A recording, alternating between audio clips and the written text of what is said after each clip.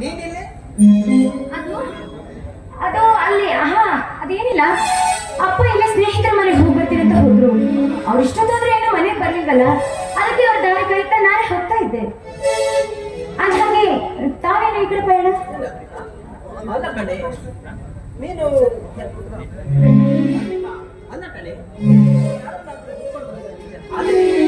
ಅಪ್ಪಾಜಿಯವರು ಈ ವಯಸ್ಸಿನಲ್ಲಿ ಅಲ್ಲ ಕಣೆ, ನಮ್ಮಂತ ಯುವಕರು ನಿಮ್ಮಂತ ಯುವತಿಯರು ಓಡಾಡುವ ಇಂಥ ಸುಂದರವಾದ ಪಾರ್ಕಿನಲ್ಲಿ ಅವರಿಗೆ ಬರಲು ಸಾಧ್ಯ ಅಂತಿಲ್ಲ. ಅವರಿಗೆ ಬರಲು ಸಾಧ್ಯ ಅಂತಿದೆ ಅಲ್ಲ ಕಣೆ. ಆಗೊಂದು ರೀತಿ ನೋಡಕ್ ಹೋದ್ರೆ ಅವರು ತನ್ನ ಸ್ನೇಹಿತರ ಮನೆಗೋ ಅಥವಾ ಪೇಟ ಕಡೆಗಲ್ಲೇ ಹೋಗಿರ್ಬೋದು ಅಲ್ವಾ?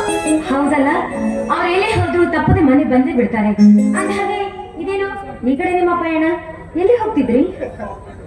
ನಾನಾ ಹೀಗೆ ನಮ್ಮ ಅಪ್ಪಾಜಿಯವರು ಒಂದು ಕಡೆ ಒಬ್ಬನೇ ಕೆಲಸ ಮಾಡ್ತಾ ಇದ್ದಾರೆ. ನನ್ನ ಅಪ್ಪಾಜಿ ಮಾಡುವ ಕೆಲಸದಲ್ಲಿ ನಾನು ಹೆಲ್ಪ್ ಮಾಡಿ ಹಾಗೆ ಸ್ವಲ್ಪ ವಿಶ್ರಾಂತಿ ಪಡೆದು ಹೋಗೋಣ ಅಂತ ಈ ಪಾರ್ಕಿಗೆ ಬಂದೆ ಕಣೆ. ಅಷ್ಟರಲ್ಲಿ ನೀನ್ ಸಿಕ್ಕಿದೆ ಕಣೆ. ತುಂಬಾ ಇಂಟ್ರೆಸ್ಟ್ ಆಗಿದೆ ನಿಮ್ಮ ಸ್ಟೋರಿ ಬಾಬಾ. ನೀವು ಚೆನ್ನಾಗಿ ಓದಿ ಡಿಗ್ರಿನ ಪಡೆದವರು, ಆ ಡಿಗ್ರಿಗೆ ತಕ್ಕಂತೆ ಯಾವ್ದಾದ್ರು ಒಂದು ಸರ್ಕಾರಿ ಕೆಲಸ ಮಾಡೋದನ್ನ ಬಿಟ್ಟು ಹೊಲದಲ್ಲಿ ವ್ಯವಸಾಯ ಮಾಡ್ತಾ ಇದ್ರಲ್ಲ, ಅದು ಮಾವನ ಜೊತೆ. ಯಾಕೆ ಮಾವ, ಯಾಕೆ ಹೀಗೆ ಮಾಡಿದ್ರಿ? ನನ್ನ ತಮ್ಮ ಚೇತನ್ ಇದ್ದಾನಲ್ಲ, ನನಗಿಂತ ಕಷ್ಟಪಟ್ಟು ಓದಿ ಅವನು ಇಂಜಿನಿಯರಿಂಗ್ ಪಾಸ್ ಮಾಡಿದ್ದಾನೆ ಕಣೆ. ಅವನಿಗಂತೂ ಇನ್ನು ಕೆಲವೇ ದಿನದಲ್ಲಿ ನೌಕರಿ ಸಿಕ್ಕೋದಂತೂ ಕನ್ಫರ್ಮ್. ನೋಡು, ನಮ್ಮಂತ 2 ವರ್ಷ ವಯಸ್ಸಿಗೆ ಬಂದ ಗಂಡು ಮಕ್ಕಳು ಮನೆ ಇಟ್ಕೊಂಡು ವಯಸ್ಸಾದ ನನ್ನ ತಂದೆಯನ್ನ ಹೊಲದಲ್ಲಿ ನಿತ್ಯ ದುಡಿದು ಜೀವ ಸರಿಯೋದಂದರೆ ನನಗೇಕೋ ಸರಿ ಕಾಣ್ತಾ ಇಲ್ಲ ಕಣೆ, ನನಗೇಕೋ ಸರಿ ಕಾಣ್ತಾ ಇಲ್ಲ. ಅದಕ್ಕಾಗಿ ನಾನೇ ಒಂದು ನಿರ್ಧಾರಕ್ಕೆ ಬಂದ್ಬಿಟ್ಟಿದ್ದೆ ಕಣೆ. ಇದರಲ್ಲಿ ಏನಾದ್ರೂ ತಪ್ಪಿದೆ ಅಂತ ನಾನು ಹೇಳ್ತಾ ಇಲ್ಲ ಭಾವ.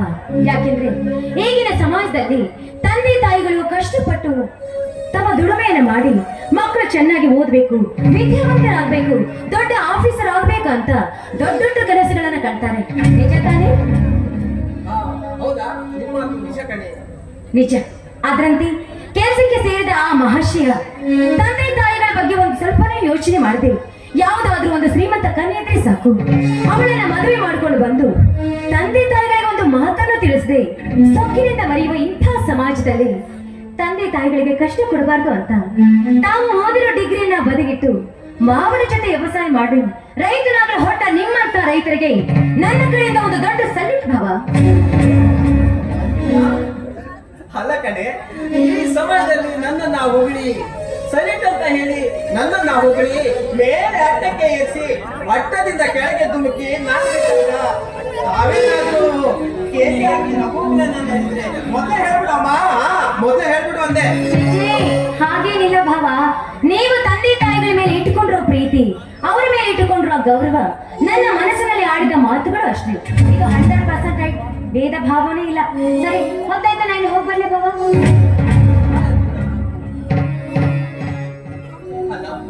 ಎಂತ ಮೃದು ಸ್ವಭಾವದವಳು ಈ ನನ್ನ ಅರ್ಪಿತ. ನೋಡಕ್ ಹೋದ್ರೆ ಒಂದು ರೀತಿ ನನ್ನ ಮಾವ ಕಾಳಿಂಗ ರಾಕ್ಷಸ ಗುಣ ಹೊಂದಿದವನು. ಆ ರಾಕ್ಷಸ ಗುಣ ಹೊಂದಿದವನು ಸುತ್ತಲೂ ಮುಳ್ಳನ್ನೇ ತುಂಬಿಕೊಂಡಿರುವ ಒಂದು ಗುಲಾಬಿ ಗಿಡದಲ್ಲಿ ವಾಹ್ ಇಂಥ ಒಂದು ಹೂ ಅರಳಿದೆ ಅಂದ್ರೆ ಇವಳು ಗುಣ, ಇವಳು ನಡತೆ ಯಾರಾದ್ರೂ ಮೆಚ್ಚಿಕೊಳ್ಳದೆ ಇರಲು ಸಾಧ್ಯನಾ? ಮುಂದೆ ಒಂದು ದಿನ ಇವಳೇ ನನ್ನ ಹೆಂಡತಿಯಾಗಿ ನನ್ನ ಕೈ ಹಿಡಿದು ನನ್ನ ಧರ್ಮ ಪತ್ನಿಯಾಗಿ ಬಂದ್ರೆ ನನ್ನ ಬಾಳು ಎಷ್ಟು ಚೆನ್ನಾಗಿದೆ.